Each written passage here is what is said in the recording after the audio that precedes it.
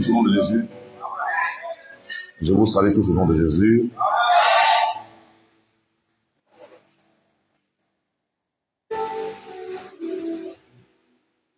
Il y a quelqu'un qui écrit ici le son. Bon, je ne sais pas.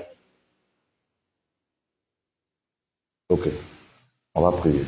Amen, on va continuer. Si vous êtes bénis déjà au nom de Jésus, alléluia. Hier, on a fait une leçon qu'on devait faire normalement demain. Alléluia. On allait entrer dans la leçon pour pouvoir le faire. Je vous ai dit qu'on allait aller plus vite. Amen. Et la leçon qu'on devait avoir hier, on l'a eu ce matin, sinon cet après-midi à 13h. Alléluia. Nous allons prier sur les esprits de famille qui gèrent nos mères. Et ce soir, on va prier les liens de sang avec le Père. Les liens de sang. Demain, on aura une leçon spéciale. Alléluia. Comme c'est dimanche, on va avoir une leçon spéciale et on va suivre la chronologie, tout ce qui est écrit dans le livret lundi. Ça peut aller. Quand vous prenez vos livrets, vous allez aller à la page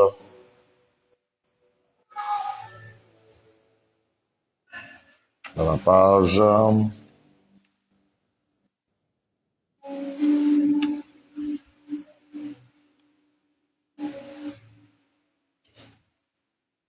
la page 21.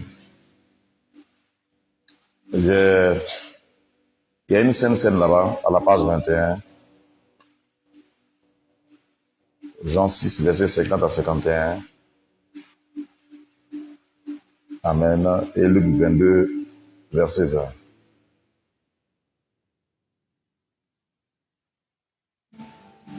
Donc ça, c'est une autre scène. Alléluia. Qui peut vous amener à se situer dans quelle semaine? La semaine 3, c'est-à-dire le combat spirituel contre les portes. Donc c'est la scène qu'on peut faire pour ouvrir les portes. Alléluia. Moi, par exemple, quand j'arrive dans une ville, ouvrir les portes de la ville, je fais ma scène quand j'arrive. Amen. Quand j'arrive, le temps de rentrer dans ma chambre d'hôtel, je sanctifie ma chambre, et prends ma scène, et puis je rentre. Amen. Bon, c'est des secrets comme ça, on va se partager aussi de temps en temps. Alléluia. On va parler des liens de sang avec le Père, la source.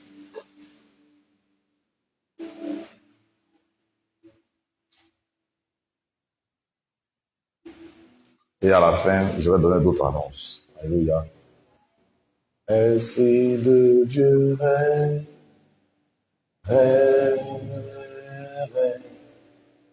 dans ma vie, esprit, règne. Esprit de Dieu, esprit.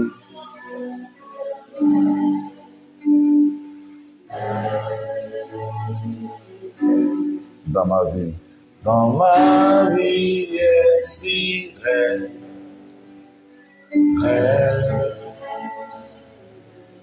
Amen. Demain, à la modération, on sera le missionnaire Franck. Amen. Donc demain, c'est toi qui fais la modération.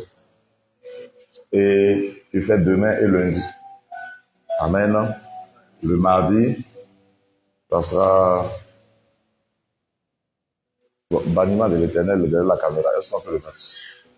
Amen. Alléluia. Bon. On va mettre Rebecca. Mercredi, mardi et mercredi. Ça peut aller. Et le jeudi et le vendredi, ça sera Henriette, la missionnaire Henriette. Et le vendredi et le samedi prochain, ça sera banniment de l'Éternel. Quand samedi va arriver, je vais donner pour le dimanche. Ça peut aller. Amen. Et après, je vous dis comment vous allez gérer. On va lire Matthieu chapitre 12, verset 29.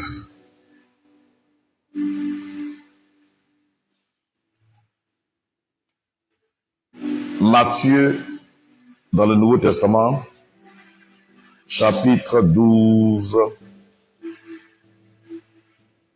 verset combien? 29.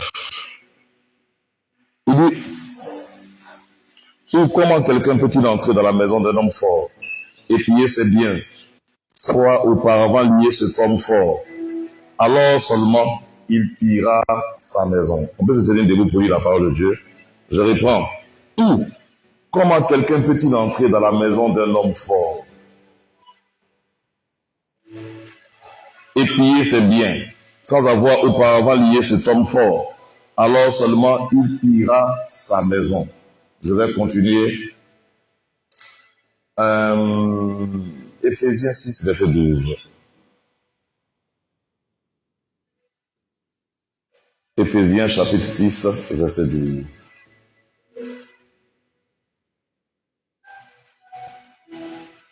La Bible dit ici, car nous n'avons pas à lutter contre la chair et le sang, mais contre les dominations, contre les autorités, les princes de ce monde, des ténèbres, contre les esprits méchants dans les lieux célestes. Alléluia. Amen. Que Dieu bénisse sa parole. Ésaïe 59, verset 1 à 2.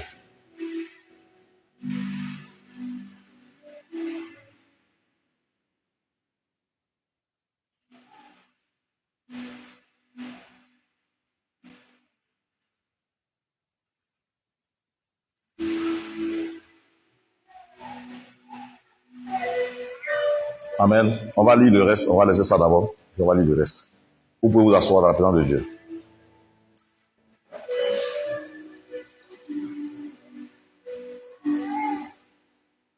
Alléluia. Dans tous ces passages que nous venons de lire, nous voyons que ça parle de puissance. Ça ne parle pas d'abord de papa. Amen. On dit, où quelqu'un peut-il entrer dans la maison d'un homme fort? Amen. Tu ne peux pas prendre quelque chose de la main d'un homme fort sans auparavant l'avoir lié. Est-ce qu'on est ensemble?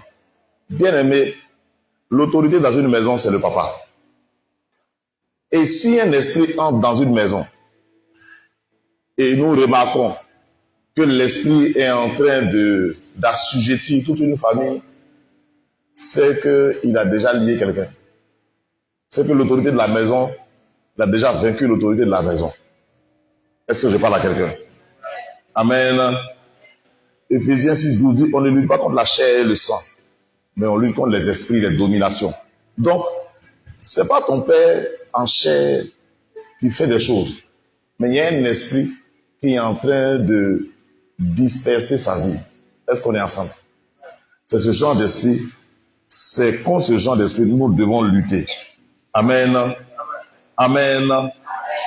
Ce qui a combattu ton papa et qui a vaincu ton papa, si tu ne fais pas attention, ça va te frapper. C'est pas le jour n'est pas encore arrivé. Tu crois que tu es fort actuellement. Toi, tu n'es pas encore battu, et puis tu crois que tu es en train de partir. Non. Il y a un niveau là où ça va s'arrêter. Ça va t'arrêter. Si tu ne prends pas des dispositions, tu vas tomber dans son piège. Amen. Je vais vous dire quelque chose. Les fils continuent toujours là où les pères ont laissé le combat.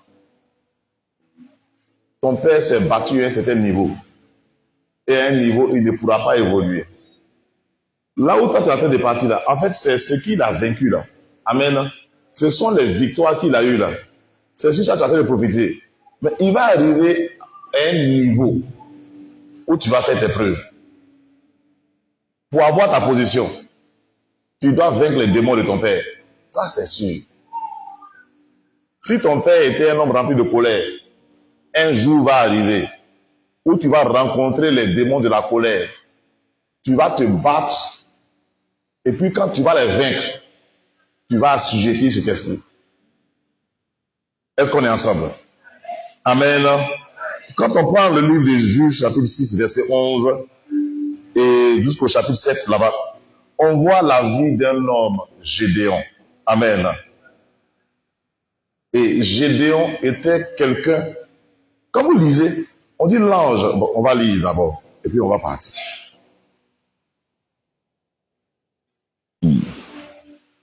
Juge, chapitre 1, 6. Je vais lire, et puis ça va nous aider.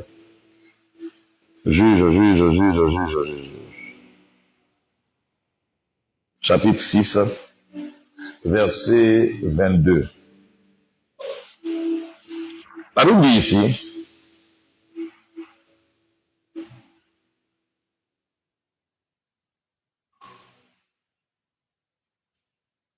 je vais aller au départ où l'ange s'est révélé à lui, je vais aller au verset 11, voilà.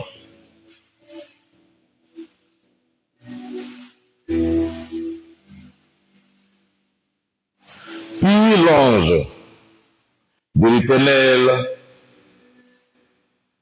et il s'assit sous le térébinthe d'Ophra, qui appartient à Joas, de la famille d'Abiézer. Gédéon, son fils, battait du froment au pressoir pour le mettre à l'abri de Madian.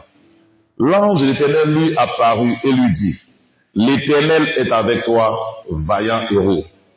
Gédéon lui dit, ah, mon Seigneur, l'Éternel est avec nous. Pourquoi toutes ces choses nous font-elles arriver? Où sont tous les prodiges que nos pères nous racontent quand ils disent, l'Éternel nous a-t-il pas fait monter hors d'Égypte? Maintenant, l'Éternel nous abandonne et il nous livre entre les mains de Madian. Amen. Quand l'ange est venu, l'ange a salué. Il y a eu une salutation bizarre qui a même étonné Gédéon. Il a dit, il a salué. C'est-à-dire, l'ange a salué pas un personnage, mais l'ange a salué une personnalité. L'ange a salué, c'est-à-dire, sa salutation était une salutation avec respect, avec révérence. Est-ce que je parle à quelqu'un? Je me rappelle, ça me rappelle, au départ du ministère, il y a une dame qui m'a vu. Au début, je ne savais pas ce qu'on entendait faire. On se promène, on fait d'autres trucs. Elle vient me saluer. Bonjour, homme de Dieu. Je vais à la femme là, elle me salue, elle a vu 3-6 mois. Quelqu'un a fait des souffrir, quand il vient me saluer, homme de Dieu. Et puis, je vais des dans 2 maisons, on m'a chassé. Quand tu me vois, tu me salues avec beaucoup de révérence. Bonjour, mon Dieu. Vraiment, j'ai vu le Seigneur faire des choses extraordinaires avec vous. Vraiment, priez pour moi. La femme, moi-même, je vais prier pour toi. Moi-même, je suis un chercheur de prière actuellement. Est-ce que je parle à quelqu'un? C'est comme ça, l'ange a croisé Gédéon. Quand il a vu, on dit l'ange de l'Éternel. L'ange de l'Éternel ne se révèle pas comme ça. Et il vient, il le salue avec révérence, avec des mots à l'appui. Il regarde, il dit, mais moi je suis qui? Amen. Au verset 22, qu'est-ce qui se passe? Au verset 22, Gédéon, voyant que c'était l'ange de l'Éternel, dit, malheur à moi, Seigneur éternel, car j'ai vu l'ange de l'Éternel face à face. Et l'Éternel lui dit, sois en paix, ne crains point, tu ne mourras pas. Gédéon bâtit là un autel à l'Éternel. Il lui donna pour nom l'Éternel paix. Il existe encore aujourd'hui là-bas. Amen. Dans la même nuit, l'Éternel dit à Gédéon, prends le jeune taureau de ton père et un second taureau de 7 ans, renverse l'autel de Baal qui est à ton père et abat le plus sacré qui est dessus. Tu bâtiras ensuite et tu disposeras sur le haut de ce rocher un autel à l'Éternel ton Dieu. Donc, Gédéon, l'Éternel maintenant se révèle à lui, il lui dit, ça là, il sait que ça c'est un passage qu'on connaît nous tous. Gédéon avec l'autel de son papa. Mais il faut bien écouter. Souvent, quand on connaît quelque chose, on ne cherche pas à comprendre la profondeur. Amen. Son père avait mis cet autel-là. Il faut reconnaître que l'autel qui était là, apparemment ne leur faisait pas de mal. Amen. Peut-être leur faisait du bien. A fait du bien à son papa. Mais Gédéon ne pouvait pas atteindre une certaine dimension, un certain niveau dans la vie. Il ne pouvait pas vivre le potentiel, il ne pouvait pas rentrer dans sa destinée en restant attaché à cet autel. Et l'Éternel lui dit de renverser l'autel. Amen. Parce que l'autel là te combat. Amen. L'autel t'empêche d'aller plus loin. Mais quand tu renverses l'autel, c'est à toi de bâtir un autel pour le Seigneur. Alléluia. Je sais qu'à 13h aujourd'hui, on a donné des directives sur Paul était en ligne pour pouvoir instituer des choses, pour pouvoir évoluer. Est-ce qu'on est ensemble?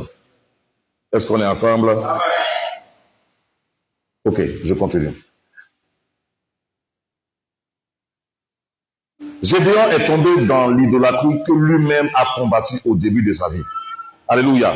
Vous savez, on va lire après, vous allez voir où Gédéon s'appelait Jérubbal. Je vous disais tantôt, ne vous moquez pas des chutes de vos parents, surtout de vos pères. Ça peut vous arriver. Parce qu'après le nom de Gédéon a changé, il s'appelait Jérubbal. Lui-même, il a commencé à faire d'autres choses qui n'étaient pas bien. Est-ce qu'on est ensemble? On n'est venu pas pour se moquer des pères ou bien des mères comme le matin, mais nous sommes venus combattre l'esprit qui les a assujettis. Ce n'est pas en, je veux dire quoi, en minimisant ou bien, bon, je ne sais pas comment le terme m'échappe. Le terme m'échappe. Bon, il y a minimisé dedans, mais ça m'échappe. Merci beaucoup. Ce n'est pas en méprisant les efforts de votre père que vous allez gagner. Non. Ce n'est pas à mépriser. D'ailleurs, sa vie même a été un exemple pour vous. Amen. Amen.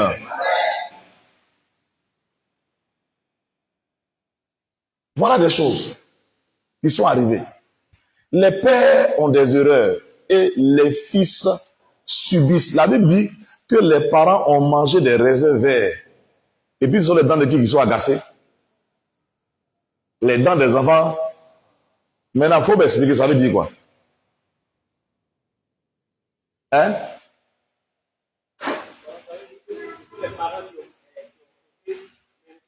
Donc, il faut expliquer ça terre à terre.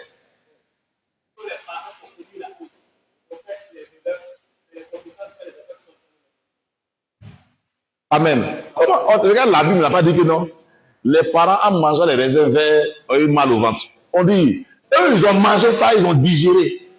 Maintenant, ce sont les dents des enfants qui sont agacées. Est-ce que tu comprends ce qui se passe? Non, je vais réexpliquer. Là, tu vas comprendre. On dit, les pères ont mangé des raisins verts. C'est-à-dire, ce que tu as fait de poser comme action aujourd'hui là. Toi, tu es heureux. Mais tes enfants ne pourront pas manger. Regardez, Gédéon, un général de l'armée, se retrouvait en train de battre du froment. Il se retrouvait dans les choses bizarres. Un héros, une personne que Dieu a envoyée pour sauver le pays des Madian. Les Madianites, on ne sait pas comment ils font. Quand le temps de la récolte arrive, et puis en ce moment, c'est ce que Gédéon faisait. Gédéon était en train de faire tout cela pour aller cacher, pour ne pas que Madian vienne voler. Parce que ils étaient sûrs, c'était que Madian va venir voler. Et ils n'avaient pas assez de force pour se défendre. Alléluia. Pour ne pas que, nous sommes parents, pour ne pas que les dents de nos enfants soient agacées, nous devons s'aimer des bonnes choses, nous devons manger ce qui est bon. Gédéon a souffert de ça. Alléluia. Amen. Amen. Vous allez voir, quand vous prenez 2 Samuel chapitre 16, verset 21, Amen, vous allez voir, Absalom est venu. Il a chassé David. David, en fuyant, il a fait une chose. David a laissé 10 concubines. Est-ce qu'on est ensemble? Est-ce qu'on peut lire le passage? Lisons un peu le passage. Je suis en train de lire. Je survole. Demain, je vais revenir dessus point par point. Actuellement, je suis venu pour qu'on prie. Amen. Parce que si on dit trop au champ, demain, on va vite. Donc, demain, là, les dimanches, c'est le jour où on se croise et puis on fait les prières excessives, destructives, délivrancives. Amen. Restauratives, au nom de Jésus. Mais je suis en train d'expliquer pour que tu comprennes, pour que tu arrives à saisir quelque chose. 2 Samuel chapitre 16, verset 21. Je vais vous lire ça. Ne vous pressez pas. On va prier tout à l'heure. Et après, ce qu'on a dit matin encore, je vais vous expliquer. Pas c'est que vous là, où vous allez partir là, vous allez gâter tout là-bas. Moi, je connais. Parce que, un truc est clair, on dit, on m'envoie un SMS. Papa, on achète quel... Je ne réponds pas à ça là. Mais comme je dis bien, j'ai parlé de ça, donc on pouvait cadrer puis on parle de ça. Parce que, un truc qu'on explique. On a expliqué sur combien de temps, sur plus d'1 heure. Amen. Il y a au moins, j'ai demandé poser des questions. On va poser des questions. Quand j'ai raccroché net, on dirait que quand je réponds à la question en direct, c'est une mauvaise réponse. C'est quand il répond maintenant dans ce téléphone. Moi, je suis fatigué. Hein. C'est pas justement que j'ai ma propre vie. Parce que moi, je jeûne 40 jours. Je jeûne pour moi ma vie. Je me prépare pour vous. Donc, si moi, je veux répondre à vos questions, c'est bon, mais il peut prier pour moi. On est ensemble. On est ensemble. Donc, écoutons. Quand je dis pose question, pose ta question. Souvent, vous croyez que votre question est bête. La question n'est jamais, il n'y a pas de question bête. C'est pas que tu n'as pas compris que tu poses la question. Bravo. Est-ce que tu parles à quelqu'un? Tu n'as pas vu une question bête. Non, c'est quelqu'un qui veut te mépriser qui dit que tu poses une question bête. Sinon, il n'y a pas de question bête. C'est moi, je connais. Quand il te dit pose question, il te regarde. Ah, il sait que. Et puis, l'autre appelle. Papa, on va prier avec. Ah, Seigneur Jésus-Christ. Que Dieu nous aide. C'est le jeune qui fait ça, c'est pas vous-même. Amen. Le roi David connaissait ses enfants. Amen. À la terre, ils vont couper. Je vais reprendre tout dans les moindres détails. Si je dois faire 25 minutes, je vais vous expliquer, parler doucement comme un enfant, comme quelqu'un parle. Vous allez comprendre. Ça peut aller. Je sais que demain encore, quelqu'un va me poser une question. Moi, je suis convaincu de ça. 2 Samuel, chapitre combien? Verset combien? Merci beaucoup, parce que j'avais oublié. Verset 21, c'est ça? On dit, Achitophel dit à Absalom, va vers les concubines. Et c'est ça. 2 Samuel 16, verset 1, c'est ça. Achitophel dit à Absalom, va vers les concubines que ton père a laissées pour garder la maison. Ainsi, tout Israël saura que tu t'es rendu au Dieu, à ton père, et les mains de tous ceux qui sont avec toi avec toi se fortifieront. Je vais aller au chapitre 20, verset 23. 2 Samuel 20, verset 23. Joab commandait toute l'armée d'Israël.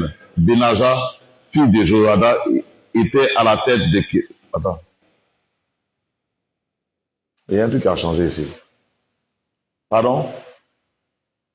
2 Samuel 20, 23. C'est pas 20, 23. C'est ce que j'ai trouvé tout à l'heure. Il y a quelque chose qui est mélangé. Parce que quand j'ai lu, je sais que dans les versets, il y a quelque chose qui est mélangé. Donc, il explique. David, en fuyant sa maison, je vais vous expliquer comme ça, puis après, demain, je vais réécrire, puis je vais vous donner. David, en fuyant sa maison, il a laissé 20 concubines. Amen. Donc, il a laissé 10. C'est 10 concubines. Oh, pardon. Excuse-moi. 10 concubines. C'est 2 Samuel 20 qui est dans ma tête. Il a laissé 10 concubines. En partant, il a fait exprès. Et puis, il est parti. Est-ce qu'on est ensemble? Il a laissé 10 concubines. Et puis, il a fui. Maintenant, il avait son ancien conseiller, Achitophel. Et la Bible dit que Achitophel, quand il te parle, c'est comme Dieu t'a parlé. On dit les conseils d'Achitophel en ce temps étaient valables à un conseil de Dieu. Amen. C'est-à-dire, lui, son don spirituel là, c'est conseiller. On appelle Jésus comme admirable, conseiller, prince de paix. Donc, le conseil est un don spirituel. Il y a des gens, c'est sont bons pour te conseiller. Quand ils te parlent, si tu as loupé, tu es en danger. Amen. Tu es en danger. Et Achitophel dit à l'enfant, tu as vu, ton père a laissé des concubines. Va, couche avec les concubines. Amen.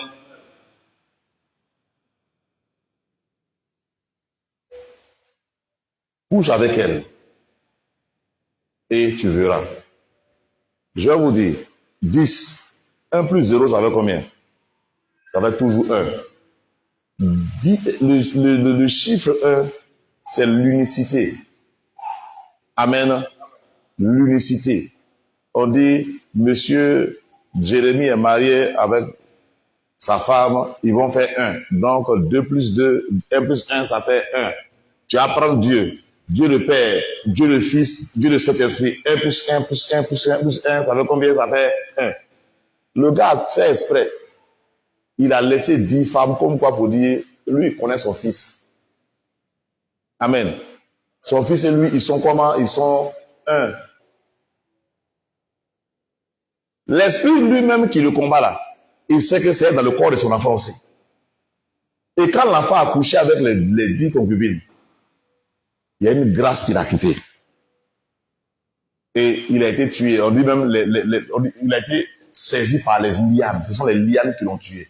On dit même les arbres ont fait une guerre pour David. Les arbres sont partis. Est-ce que je parle à quelqu'un? Demain, on va essayer de développer beaucoup, puisque on va expliquer ce qu'on va faire le 21. On va prier. Souvent, on croit que les erreurs de papa, c'est ce que le garçon fait. Mais il y a des erreurs de papa que les filles font. Il y a des filles qui ont le même ADN que leur papa. Et elles vont répéter les erreurs de leur père. Amen. C'est comme il y a des garçons qui ont l'ADN de leur mère. Ils vont répéter les erreurs de leur mère.